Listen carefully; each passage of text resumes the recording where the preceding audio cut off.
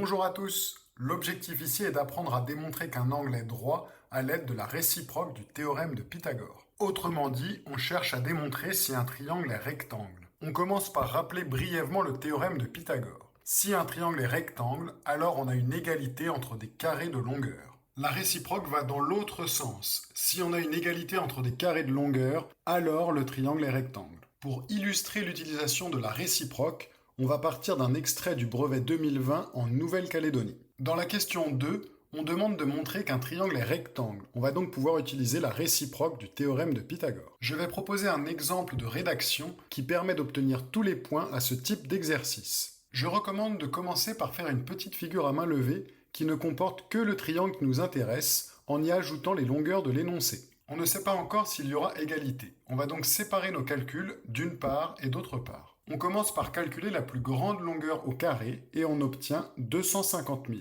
Ensuite, on calcule la somme des carrés des deux petites longueurs et on obtient 250 000 également. Comme on obtient la même valeur, on peut dire que BC au carré est égal à AB au carré plus AC au carré. Et on va citer la réciproque du théorème de Pythagore pour dire que le triangle ABC est rectangle en A, qui est toujours le sommet compris entre les deux petites longueurs. Si jamais on n'obtient pas les mêmes valeurs, on dit que le triangle n'est pas rectangle d'après la contraposée. On a bien montré que le triangle ABC est rectangle en A.